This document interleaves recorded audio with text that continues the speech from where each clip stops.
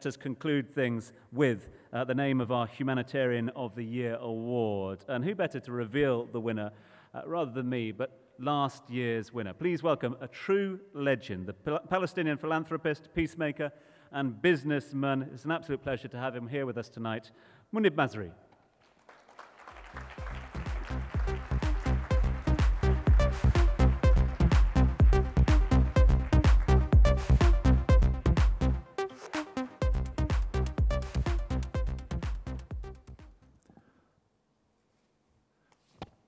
Bismillah ar-Rahman ar-Rahim.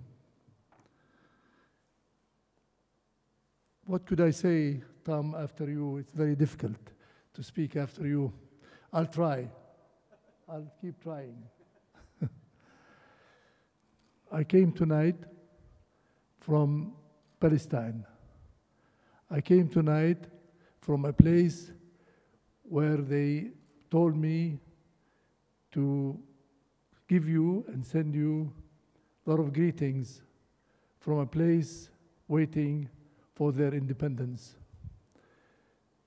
Palestine appreciates very much what the leadership of the United Arab Emirates doing for the cause.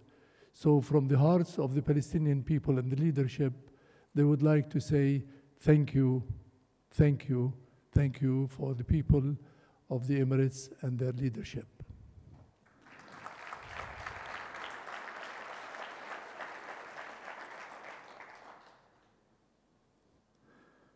Excellencies, ladies and gentlemen, my good friends, good evening. I first of all want to thank the Arabian business team for this extraordinary event. Thank you, Robert. Thank you, Andrew. You did a great job. I've been here, this is my 4th year being here, and every year is better than before. Thank you very much.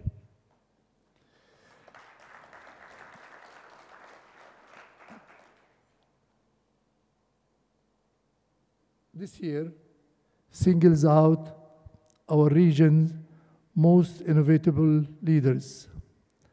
I had the privilege to receive such an award last year, and I need only mention the name of the previous winners, such as His Highness Sheikh Mohammed bin Rashid Al Maktoum, His Majesty King Abdullah of Jordan, and His Royal Highness Prince Al Walid bin Talal, to illustrate the prestige associated with this award.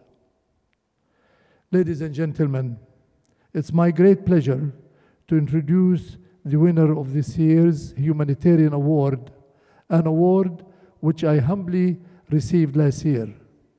As some of you know, I have spent much of my life in Palestine and a great many years searching, as I still do, for peace, integrity, and independence.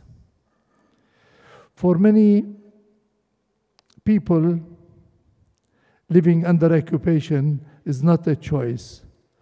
We are born there, brought up there, and must find a life there. Yet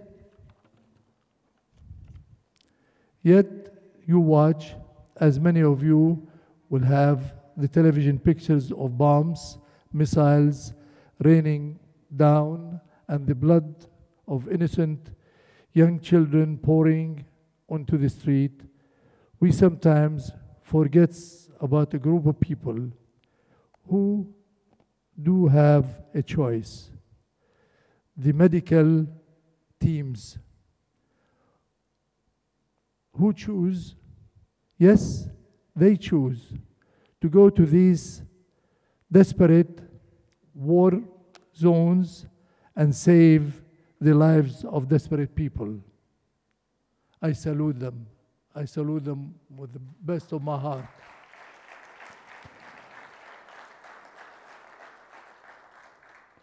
Which brings me tonight Which brings me tonight to tonight winner.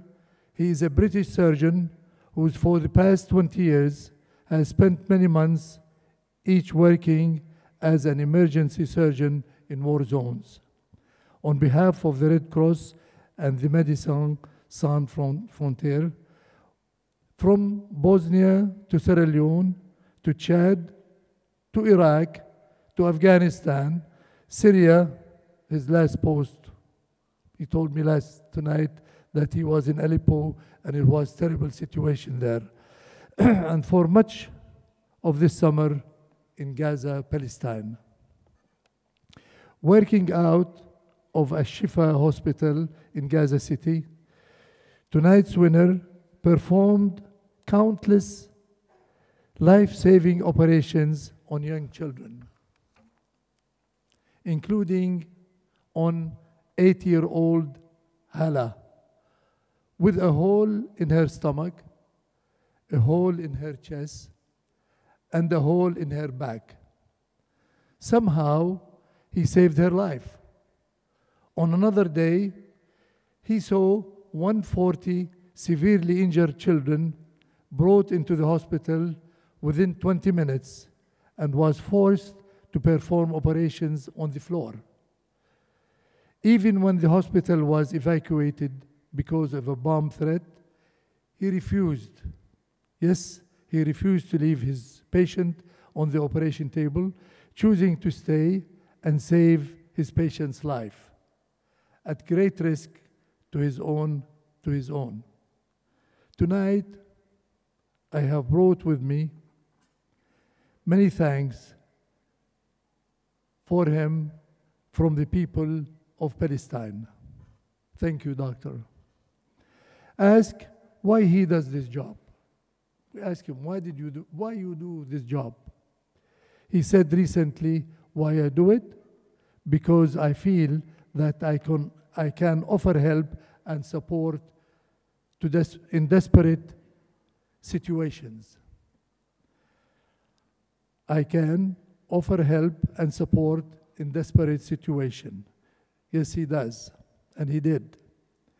The best way I know of discrediting the propagandists who defend Israel's aggression against Gaza as a war against terror is to read about Dr. Nutt's many operations to save the lives of children, young people, women, and other innocent non-combatants, and he saved lives while Israeli rockets were coming in from the land, from the sea, and from the sky. Ladies and gentlemen, the winner of this year Arabian Business Humanitarian of the Year award is my friend, Dr. David Nutt. We welcome him, please.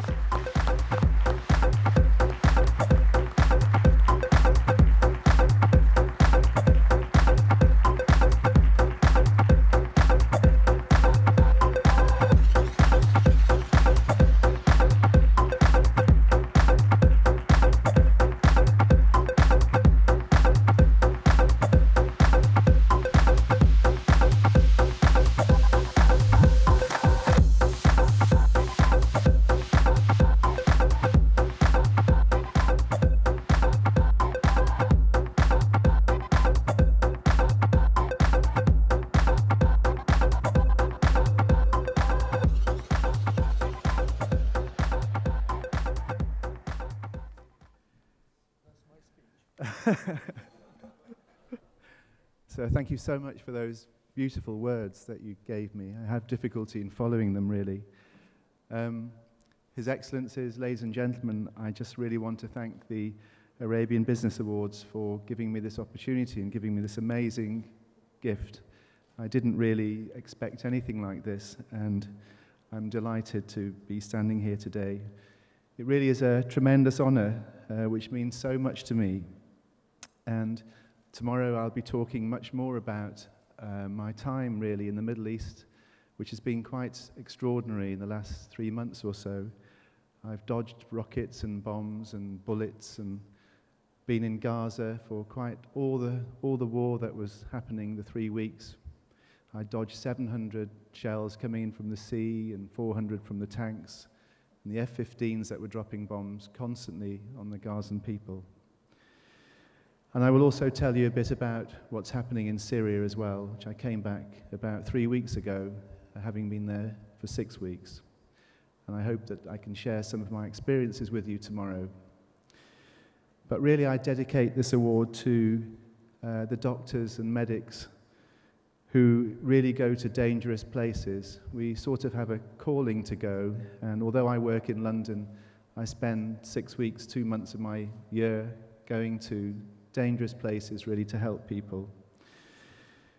And I dedicate this award also to all the victims in Gaza, all the children that I operated on, all the children that didn't make it, all the people that suffered so badly. And I also dedicate this award to all the Syrian civilians that are suffering so badly at the moment. But I dedicate this award also to 2 people. One to my anaesthetist, who was a young guy who was 22, 23, who worked with me for the past 4 weeks in Aleppo, who sadly died from a barrel bomb last week. And I also dedicate this award to my partner, Ellie, who has stood by me in awful times, and I thank her very much for that. Thank you.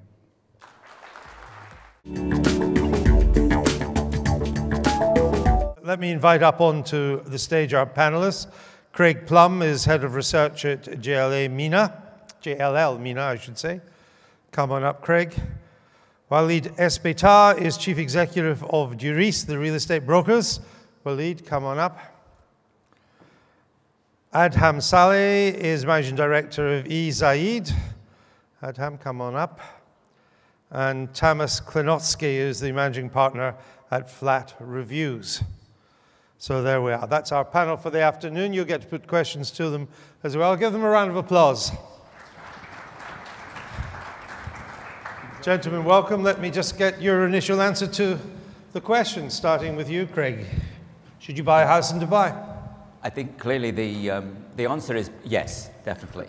But that's not really the question. Of course, the question is when, the question is what, and the question is why, and the question is how. And I think it'd be good to go into each of those things separately, but the short answer to the question is yes, but get your timing right, get the product right, get the means of financing it correctly, and that's hopefully what we'll be talking about this afternoon. All right, Walid, you're a real estate broker, so I guess you think it's always a good time to buy. Well, personally, I would buy now or sometime soon, but what I've seen from trends is that the price, I don't want to say is correcting now, but people are definitely becoming wiser.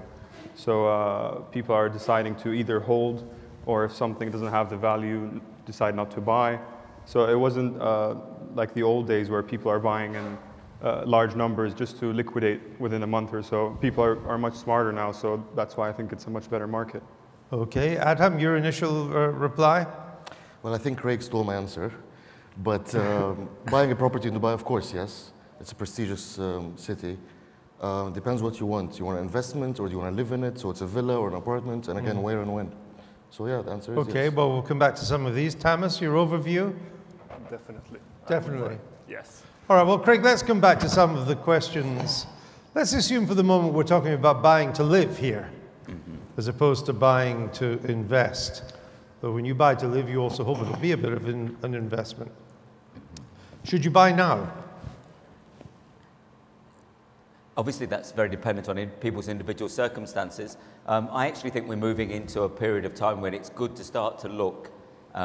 We've come off a period of time where the last 2 years, the prices have gone up way too fast. They've gone up unsustainably quickly. Just to give you some numbers, over the 2 years to June, average price in Dubai went up by about 58% over 2 years. Now, clearly that's a bad time to be buying because everybody else is buying.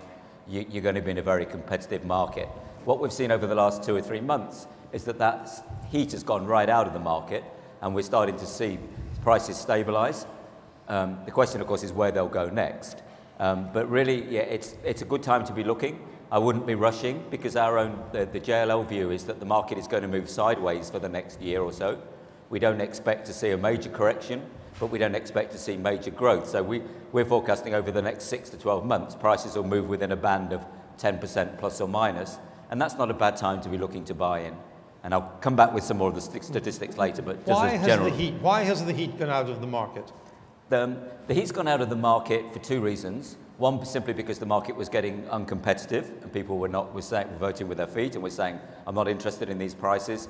I can't afford these prices. I can't get the mortgage to finance it at these prices. I'm going to wait. So that was partly just the purely market dynamics. And the other one has been some changes in the regulations. So they've tightened up the mortgage regulations. They've tightened up the off-plan sales regulations. There's been a number of different regulatory changes. So a combination of government changes to cool the market and just the market dynamics, it was getting overpriced. And within that, you said prices had risen on average 58% over 2 years? Yeah. Within that 58% average, what were the variations, say, in houses, apartments, top end of the market, cheaper end of the market? Some of that background is available. JLL, some of you will be aware, produce a quarterly report, which is available from our website. So some of that background is going to be on there. But just as an overview, basically the fastest price growth had been in the villas sector. And over the last 2 years, the fastest price growth had been in the, not the top end of the market, but the mid-market. Because really the top end of the market, the prices went up earlier. So in 2011 and 12, we saw that market respond. But the last couple of years, the greatest growth has been in the, let's call it the mid-tier. Mid-market, all right. Walid, do you agree with that? Especially if you're going to talk about buying for yourself, I would say now is a good time because if you measure it against renting, with the current prices of rent, it makes much more sense. Also, as some of you might be reading, that the rent prices are going to increase, or they're bound to increase over times coming soon. It definitely makes sense financially if you're going to mortgage a home to do that now and live in it. But if there's a chance of prices to go down, why would you buy now? But at least you're not bearing the cost of having to rent at the incredible prices that it is at now, especially with the current style of doing the 1 check or 2 checks a year, having to pay in advance. I mean, money has a time value as well, so you have to measure that. It's not solely whether the real estate will be a feasible or a viable investment over time. It's also like what was said earlier. It depends on your circumstances, how you're sitting financially now as compared to the future. Would you buy now, Adham? No. I think the number of transactions have been going down, and there will be a price correction. So I would wait for 3 to 4 months, and then I'll buy a villa for sure, because there's oversupply. The prices are really going down for villas more than apartments. Are they? Yeah. Not many people are buying them. It's a really hard sale. So yeah, I would wait for 3 to 4 months. And are they going down because they overprice themselves? Overpriced, and not everyone can afford them. There's less supply. There's a limited demand. Yes, exactly. Thomas, what would you say about buying now? I think if you want to buy to live in it, it's probably the best time, because before it was very investor driven. Basically, prices went up too fast. You had to make quick decisions. Now that the market cooled down, you have time to think it through. You have time to make informed decisions, time to look at your options.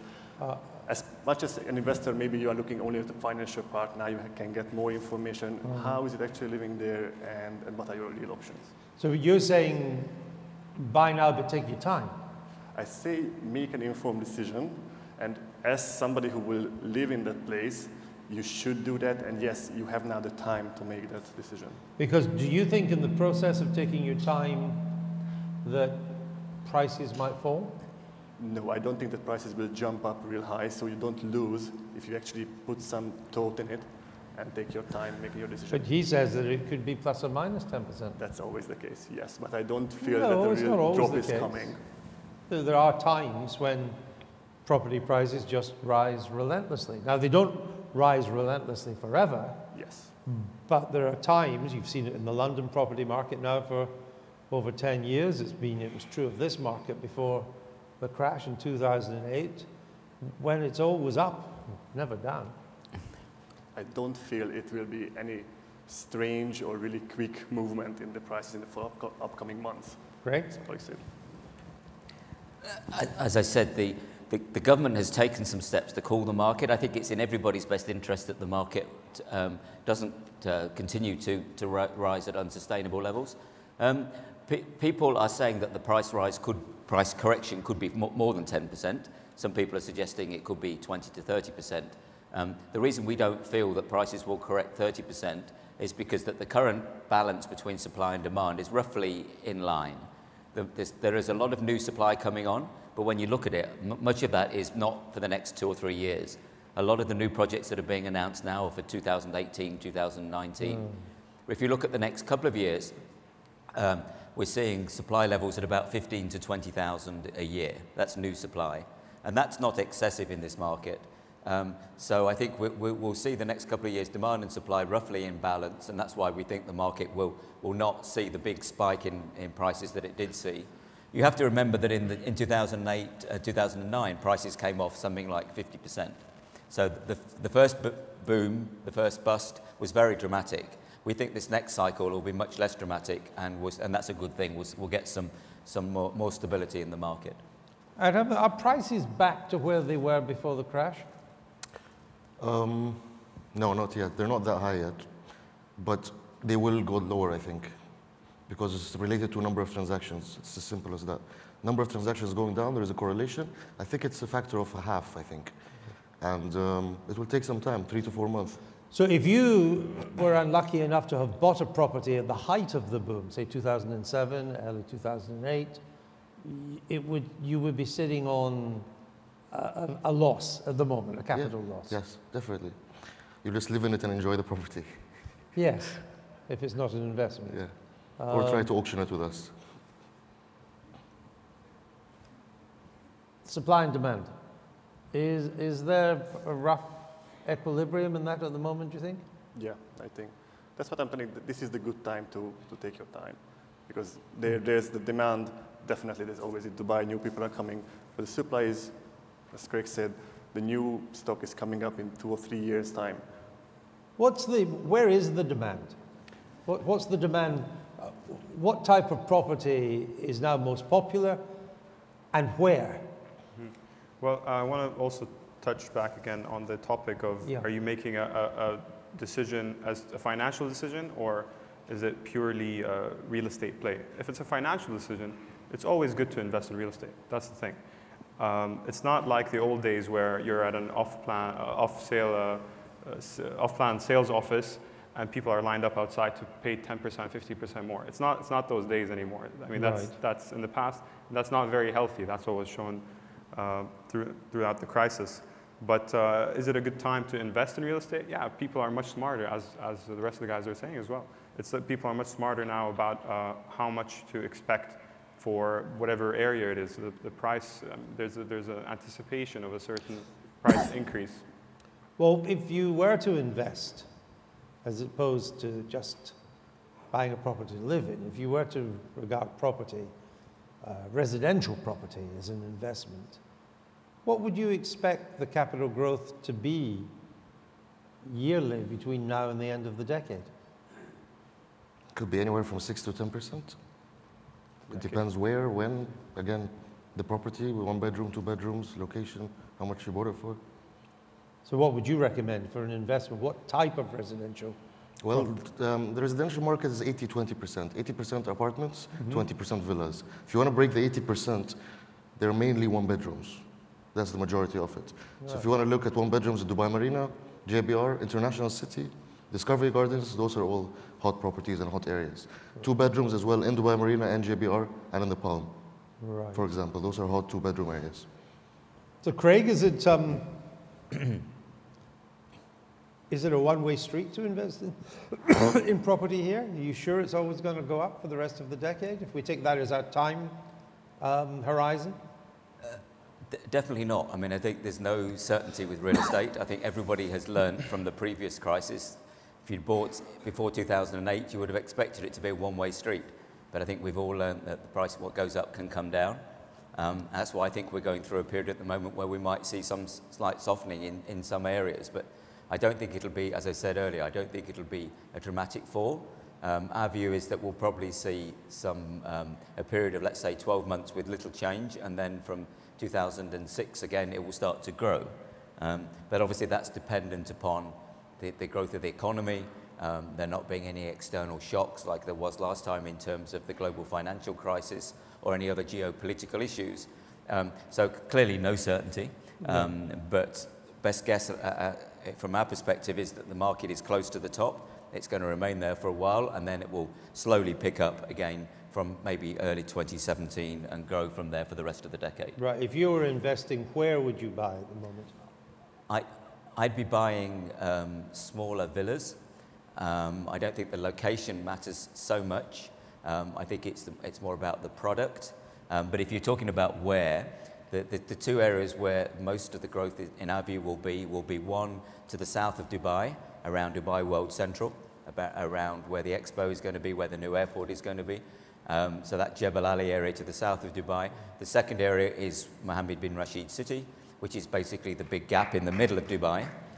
So they would be the two locations that I'd be looking at, and I'd be looking at two-bedroom or three-bedroom villas, certainly some of the smaller villas rather than the large luxury ones that have been built to date. Okay, Thomas, where would you buy and what? Definitely a smaller villa also. Mohammed bin Rashid City is one of my top locations also. I would also consider Jumeirah Village. If you have faith that prices will go up or at least stay in this range, Jumeirah Village is a place that has great potential, I believe. Mohammed bin Rashid City sounds good, but I would probably invest in Dubai Marina personally. 2 bedrooms. Apartment? Yeah. That's where I would invest. I think areas that are very restricted in terms of space, as was mentioned, that can increase geographically will always remain to be a good investment. But the off-plan sales, the things that are coming up in the future, because naturally things in Dubai move very quickly, I would second the guy's opinion. They have a point, especially with these other smaller homes, the 2 or 3 bedroom homes. Does buy to rent make a sense here? Sorry? Buy to rent. Mm-hmm. So you buy a property, then you rent it out. Does that make sense here? Yeah, it does, of course. What sort of return can you expect if you do that? Which area are we talking about now? Well, let's take your 2-bedroom apartment in the marina. How much would that cost me? Quite high up, nice view. 2 to 3 million? 2 to 3 million dirham or dollars? Yeah, dirhams, yeah. Okay, and what could I rent it out for? From anywhere from 120, I guess, to 160, if you can get that. So that would be quite a good return. And some people are paying more, some people are paying less. And is there a vibrant buy-to-let market here? Are people doing that? Yes, definitely. Yes. Yeah? Yeah, absolutely. Sorry, did somebody say something? Not yet. Okay, tell me why and I'll repeat it.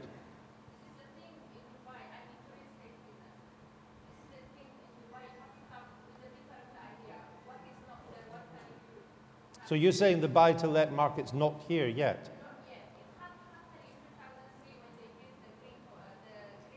Okay. All right. We haven't got a mic put to you yet, but I just want, so you, Craig, is that right? Is it not here yet? No, I think it depends on what we mean by buy-to-let. So some people, the phrase buy-to-let here, I think has a different connotation in terms of it's basically... So what does it mean here? Some developers have offered a scheme where you, basically if you rent the property to start with, those rental payments will go against the purchase price. So you're basically saying, I'll buy this property in 2 years' time, but I'll be renting it for the first 2 years and then that will reduce the purchase price. I think what you're talking about is just as an investment. I'm buying a unit and then I'm going to rent it out. And then I'll rent it out. That has certainly been a big part of the market for many years. I mean, there's obviously the market here is very much driven by investors who are not necessarily always going to live in those properties. Interestingly, I just collected some data from the land department this morning, and they don't collect data on the reason to buy, so you can't say who's buying as an investment and who's buying as an end occupier. But what they do say is how the sales are being funded. And if you look at if you look at apartments, only 35% of apartment sales this year have actually had a mortgage. So the other 65% have been some sort of cash. Whereas if you look at the villas, 80% of the villa sales have had a mortgage. Because they're going to live there. So that, to my mind, suggests that the people who are buying villas are taking mortgages and are going to live in them. The people that are buying apartments are what you're calling buy to rent. They're the investors. They're not. Some of them will live in them, but more of them, I think, will be second homes, perhaps maybe used for certain times of the year. But many of them will be looking to rent them out. And do you think buying to rent is a rental? I want to answer that from return strong? I want to answer that in two ways. First of all, yes, definitely. On the brokerage end, the rentals go away so quickly that we've decided now to focus only on that. You can list properties for sale, but I mean, unless someone's looking for that specific product, it's not going to fly off the shelves. But yes, so I think personally I would invest to lease. And a specific example, Dubai Land, for instance, is renting for a minimum of 7% yield, which is where our other concept comes in, where we've just launched this crowdfunding investment website where people will combine their funds together, as small as $5,000, to take part in these real estate plays. And this is, for example, the very first investment that we're looking into. It's going to be a buy and lease, and the returns are very good, and there's a lot of benefits to investing in Dubai: the security, the no taxation, and there's a whole list I can name for you. And not so much exchange rate exposure yes. to the dollar. Yes, pegged. Pegged, yeah. What do you think? I think now buy to rent will be more important because, as you mentioned, 2 years, 58% growth in the capital value, 6% in the rental return. I mean, that's a good return. It's a good return, but it didn't play that much of a role if you compare it to the capital growth. So now that capital growth almost stopped or will be a much reasonable amount, then it will play a bigger part that, okay, here the rental return is 3%, another area is 7%, so maybe buyers and investors will go to that area. What's the state of mortgage finance if you want to buy a place? As Craig said, like it's mainly in apartments. I mean, sorry, it's mainly in villas. Apartments are all cash buyers. Mainly, it's always been a cash market. Is the mortgage finance, is there plenty of finance available? Oh yeah, it is, definitely. And they're always fighting against each other, the banks, to give the best rates. And there's mortgage brokers, and there's so much availability. It is available. If you need it and you have the right salary certificate to support it, you will get it.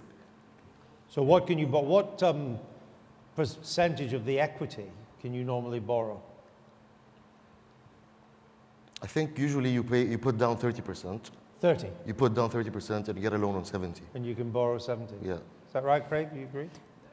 That's one of the things that the government has changed the regulations on. But I mean, so it was traditionally you would only put down a very small amount, but now they're obviously trying to encourage larger down payments. So the loan-to-value ratio, it depends on whether you're Emirati, whether you're foreign, whether it's a second home, whether it's your first home. But 65 to 75% loan-to-value ratio now seems to be the norm. And I think I would say, yes, mortgages are becoming more readily available, but the price of mortgages is still relatively expensive in this market. So what interest would I pay? Probably around 4%. 4%. 4% plus. Where if you're coming from Europe or Australia, where the mortgage rates have been a lot lower than that over the last few years. So I still think that there needs to be more competition in the mortgage market here. Yes, mortgages are becoming available, but the pricing is still quite high. And some of the terms and conditions on the mortgages are not as great as they can be, so that there are some quite unfair penalties to some of the in some of the mortgages. So be careful, but yes, definitely the mortgage finance is becoming more available than it was. How long would you get the mortgage finance for? So if you took out a 4% loan, how long would you get it for? 15 or 20 years. And would that be interest only, or would it be interest in capital? It would be interest only. So you'd pay off the capital in a balloon payment at the end? I'm not sure that that's certainly the ones I've looked at. There may be both structures available, but there is now more competition. So I guess more of the banks will probably be introducing different products, which is a good thing. What's the inflation rate here? The inflation rate, according to the official statistics, has traditionally been very low. I think it's running at around 2% at the moment. Right. But in reality, it feels like the inflation rate should be higher than that, because most people would say that prices of goods in the supermarkets, prices of rent, prices of school fees have been going up by more than 2%, but officially the inflation rate is quite contained. Well, even if you take the official rate at 2%, 4% interest isn't bad then. That's only a 2% real interest rate. It's not bad. It's not and bad. And if you take the unofficial rate, it's definitely more than 4. It's more than 4, so you're actually on negative interest rates. Why wouldn't you borrow? That's cheap money, is it not? Yeah. Yeah? Just being eligible or not is the question. Right. If you aren't resident here, but you want to invest in, let's say, buy to rent, does that make it more difficult? I think it's not like the US where you can convince them that this is an income generating asset and that's going to be held against the mortgage. It's not that easy, speaking from personal experience. It all depends on your circumstances, your relationship with the bank. But I think as long as we don't do what other countries have done and give mortgages for as little as 3.5% capital, it's not going to go horrible anytime soon. I mean, in demanding or insisting on a 30% equity and 70% debt, that helps to keep the froth out of the market. I mean, in Britain and America, it went crazy because in some areas you could borrow 105% of the property. You could borrow the whole of you could finance it all by debt and add a bit on top because you said you wanted to add a conservatory. That will definitely help the market and stabilize it. And it's also for the if it's your second mortgage, it will actually be lower as well, so you can borrow less. So if you have a second mortgage or another property with the new loan ratio logo. Are there a lot of transactions at the moment? Much less than last year. I think 22% less than this time last year, which also tells us that what the government did to try to control the situation worked. Was the government getting worried, Craig, that with 58% in 2 years, that it was back in another unsustainable property boom? Very much. And yes, the market has cooled down in terms of transaction volumes. For instance, the last data available is for September, and there was about there was 1,300 apartments transferred in September, but there was only 90 villas. So as somebody mentioned earlier, the market here is very much driven by apartments rather than villas. Now, this is here the land department data comes in when the property is completed. So there's a transaction, it's a title transfer. So this doesn't include off-plan sales, right? But certainly for completed properties, as I say, about 1,300 apartments and about less than 100 villas were transferred in September, and that's down by, depending on which you look at, but it's down by around 30 to 40% on September 2013. So very much the back end of last year, September, October, November, there was a lot of sales activity. Partly that was driven by a lot of excitement around the Expo announcement. But since this year, since the government has tightened up on the regulations, we have seen a significant decline in the volume of activity. Are all these cranes that were just swinging in the wind in 09 and 10, are they all back at work again? I would say so. I mean, the area that shocks me the most is the one next to City Walk in Jumeirah. And especially if you drive by it, every single day you can even tell the difference in how quickly it's moving. If you see it from a distance, it's almost already complete, the structural part.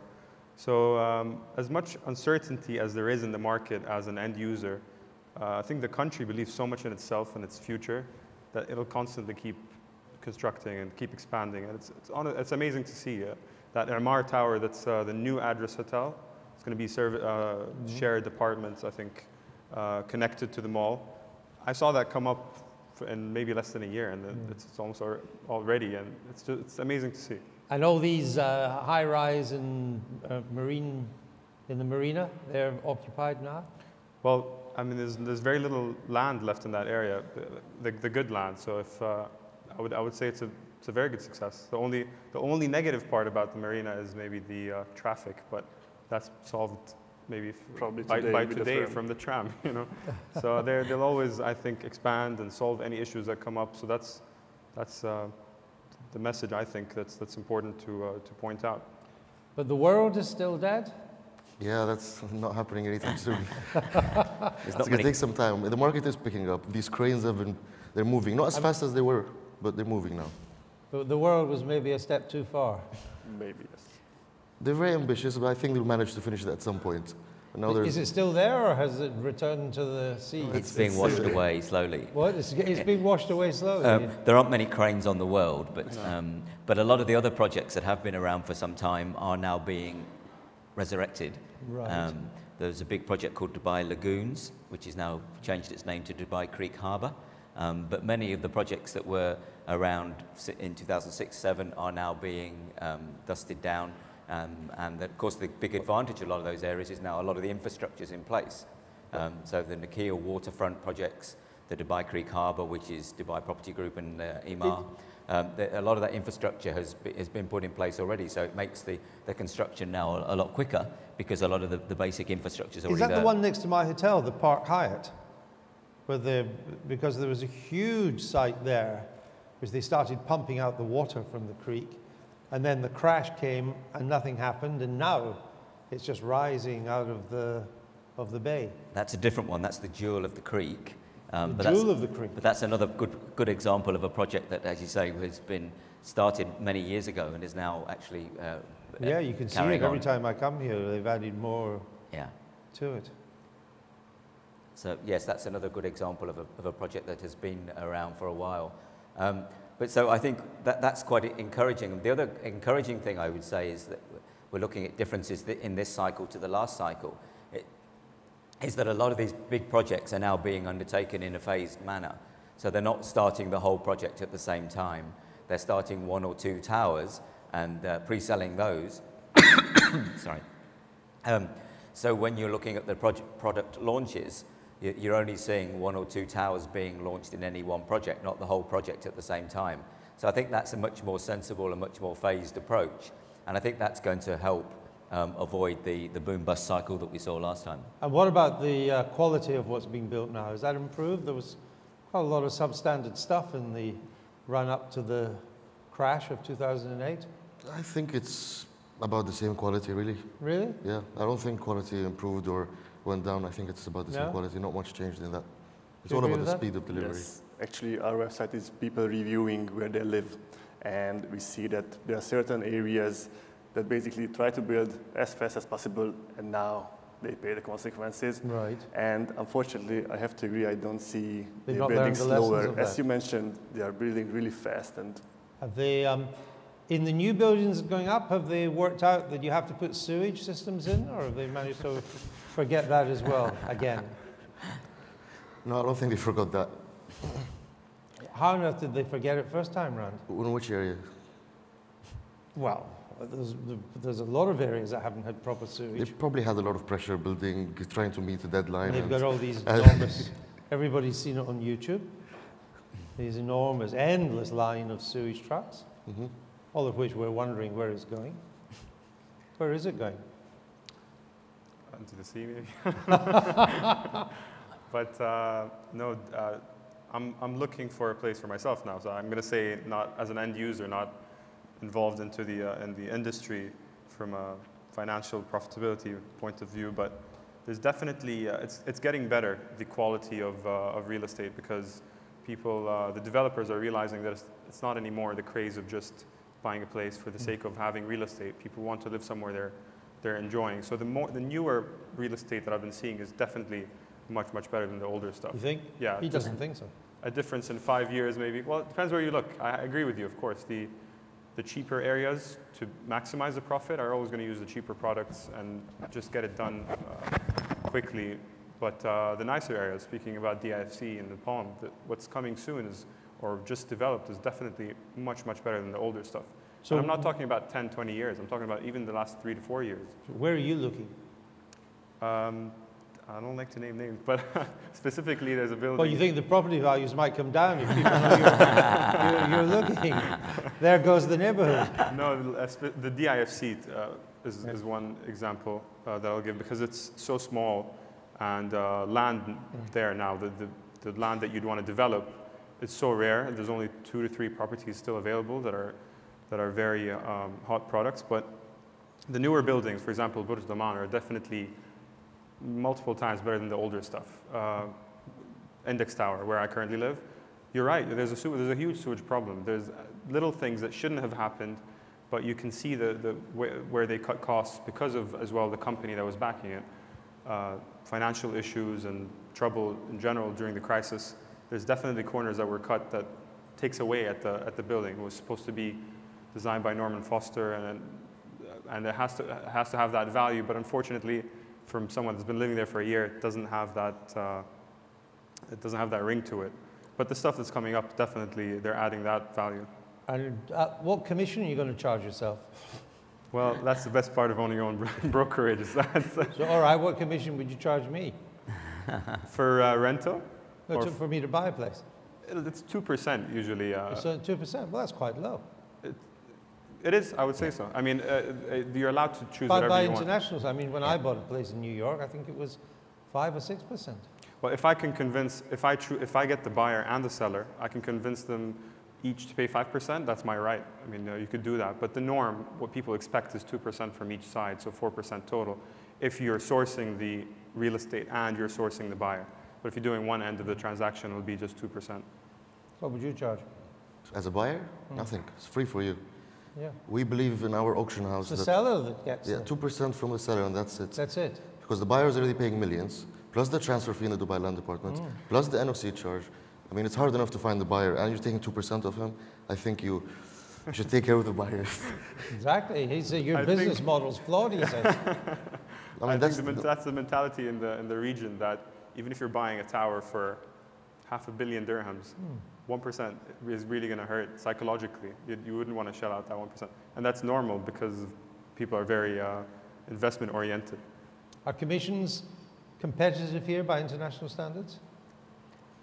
We're not a residential broker, so I won't comment on that. I'll pass that to these guys. But I would just comment on the quality issue. One of the things that we're now seeing is that many of the major developers are doing the projects themselves. They're not just subdividing the land and selling it to second and third party developers. And I think that's a good thing long term, because it's going to mean that if you're buying a product from an established developer here, you're more likely to be buying from an Emaar or from a Damac or from a Nakheel now, whereas in the last boom, you were buying probably from a second or third tier developer, a sub-developer. And as we all know, some of those sub-developers, not just on the quality side, but some of them on the delivery side, were not all that great. So I think that your risks now are less because you're more likely to be buying from an established master developer rather than a sub-developer. But I don't know about on the commission side. I guess that's a question for the agents amongst us. Well, they've kind of answered that, haven't you? What's your commission? I'm not a broker, so I'm not allowed. But don't forget the 4% transfer fee as a buyer, so it might be lower. There's a 4% transfer fee that the buyer has to pay, right? No, again, to the even that by law, there's no law. It was introduced to be split between the two. But again, that same mentality of when you're selling, you want every penny. So usually the buyer pays that. And in some areas, it's 5%. Is that the equivalent of stamp duty? It's basically, that's the stamp duty. It's a right. 4%. It's not a tax. There's no tax here. It's a fee. But I mean, it's a stamp duty. It's a 4% entry fee. Right. Which is, as you say, still quite low by international standards. Yep. And that was doubled last year or the year before from 2 to 4. So it's still, it went up, but it's still quite low. And one of the, I think, if it hadn't had the desired effect, the government would have probably increased that more to try and take some more of the froth out of the market. But I guess as the market's cooling by itself, they'll probably put that one on the back burner. To do that. Yeah. All right. Any questions to the panel? Yes, lady there. Keep your hand up. We'll get a microphone. There's one coming. I see another hand. I'll get a microphone to you. Yes, a gentleman right at the back there. If we get one, keep your hand up, sir. We'll get a mic to you. Yes. Hi. My question is regarding the Expo. Not much was mentioned about the Expo. Over the next 5 years, as momentum builds up, do you see a sharp rise suddenly in prices, be it rents or purchases? Okay. That's the first question. The second question I should probably be asking to the mortgage lenders, but I think Craig can answer. You said the mortgages were usually for 15 to 20 years. Isn't that on a precondition that you can keep a job during that tenure or a residence visa? Local mortgage, of course. Thank you. Okay. Do you want to take that one first, and then we'll go back to the Expo issue? Yeah. Yes is the answer to that. I mean, of course, that is one of the uncertainties of this market, and I think one of the issues a lot of people the trap that a lot of people fell into last time, of course, is if you take out 15 or 20-year finance and then everybody in this room will be on a 2 or 3 year visa. What happens if that visa is not renewed, if you lose the job and you have to leave? So I think that is the challenge, and that obviously clearly remains the case. To answer your first question about the Expo, JLL was actually the real estate advisor to the bid committee. So this is a project that we've got quite a lot of insight into, and I think the bid committee's big push for the Expo was that it's going to have a long-term impact on the city. It's going to improve the infrastructure of the city. It's going to bring forward the timing of the metro extension. It's going to bring forward the timing of the Jebel Ali port expansion. It's going to bring forward the timing of the new airport. So it's those long-term legacy improvements rather than just the short-term real estate improvements. So I think our view would be that it will, and I think I mentioned earlier, we see that whole area to the south of Dubai as a long-term growth corridor. I don't think it will result in an immediate spike in prices. And in fact, last year around the bid announcement, there was many landowners there did try and put up prices overnight as a result of the announcement. And I think there was some negative reaction to that, and the sales of some of those plots didn't happen. So I wouldn't see it as a short-term spike. I'd see it as a long-term, more gradual progression. That sounds sensible, does it not, Adham? The Expo itself won't lead to a huge rise in prices, but if it enhances the overall reputation of the city and the improved infrastructure, and it puts Dubai even more on the map, then in the longer term, it could be good for house prices. I think it's actually really good for the city and for the UAE in general. In the long term, it will definitely help the infrastructure, especially in the hospitality industry. Right. And the real estate industry in that area, close to Jumeirah Village. In the long term, definitely, yeah, it will help. Well, I think, and the price increase, I think it already happened. The spike in price already happened. I don't think, personally, that it's going to go that high again or over it. Right. So I think some stability it's already been priced in. Yeah, I think so. Okay. Right, gentleman at the back. Hi, good afternoon. This will be a question and a couple of clarifications, veiled in a shameless plug. My name is Shazad. I work for Gulf Capital Mortgage Company, so hopefully I can answer some of those questions, clarify some of those points. Something that was mentioned earlier was about the rate of inflation here. It's based on IBOR, which is the Emirates Interbank offered rate. Normally the banks will offer IBOR plus a spread, typically around 2%. So IBOR's remained steady at around 1.18% over the last couple of years. So normally 3 to 4% is what you're looking at as a rate. But Craig was absolutely right in that 4% is around the typical amount that you'll get. There was something that came up there about the form of repayments. In this market, unlike the UK, where many of us may have come from, there is no interest-only option for mortgages. You are bound to a capital repayment structure, which means over the term of that loan, you must repay the entire amount plus the interest that's accrued. So you've got capital and interest payments. Exactly right, exactly right. So it'll all be worked out at the beginning, tacked onto the payment, and then depreciating on a monthly basis. So there'll be no lovely small amount and then a balloon payment at the end when you choose to take up the property. It is something that some banks are looking to introduce, but none as yet have been able to do it.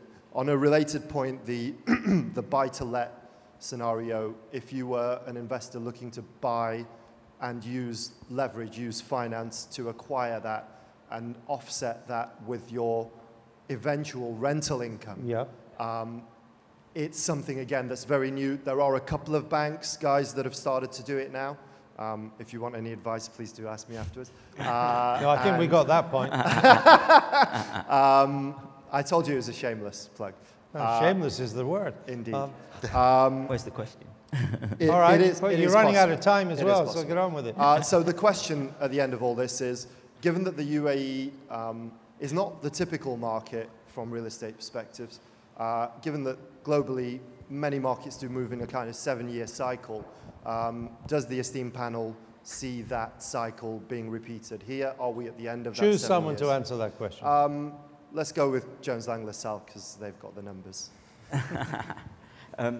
Cycles are something that we like. We have a concept called the property clock, where we try and track where the markets are on a cycle.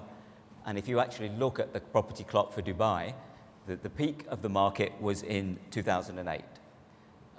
September, October to be precise. We can be pretty precise as to when the market just reached the before peak. the impact of Lehman Brothers rippled through. We're now in end of 2014, so that obviously that's a 6-year period. In our view, you probably won't be able to see this, but we're not quite back at the peak yet. So we think that it will be a 7-year cycle. Whether that will, the next cycle will be another 7 years is obviously a good question. Typically, the cycles get longer as you get a more mature market. So I wouldn't be surprised if that's the case here, that maybe the next cycle won't be another 7 years. So maybe by 2020, we haven't seen another full cycle. I wouldn't be surprised that in 2020, we're roughly in the same position in the cycle as we are today, where we're seeing there's been a period of correction and we're getting close to another peak. But there'll be nothing like the correction. Markets always have corrections, but there'll be nothing like the correction this time that there was after 2008. I think I made that point earlier, and definitely not. And again, if you look at any market, as it gets more mature, the volatility goes out. So if you might be seeing a correction of a much lesser volatile correction than we saw in the last time round. Okay. Any more questions? No? Okay. Yep. There's a final one. Keep your hand up, sir, and we'll get a mic to you. Hello, Wael Allen, Hyder Consulting. Just actually coming quickly with regards to the charges for the buyer. The buyer pays everything generally, the 2% plus the 4%. It's very rare that the seller actually pays anything. And also on the banking, the buy-to-let really don't exist here at all, because as per the announcement, when you say if the person loses their job and they don't have a visa and they have to leave, it's not a buy-to-let. So the more, then you have to get, so it's actually you're supposed to live in the property. My question really quickly is, as you not expecting growth in the market, that seems to be the consensus, how that does not really correlate with the development that is happening, because at the end of the day, most buyers here aren't locals, and therefore they're looking for a return on their invested capital. So it's not really making sense what they're saying with the developments that are happening. But are you saying that there won't be growth in the market? I think you think there will be growth in the market, don't you? Well, I think what all of us were saying is that over time, yes, of course, Dubai will always be an attractive place just because of the history and how big of a change it's made in such a short time. But it's not going to be as crazy, is what I'm personally trying to say. Again, we tried to answer this question from a perspective where you're buying for yourself, which is very, very different when it comes to Dubai as buying as an investor.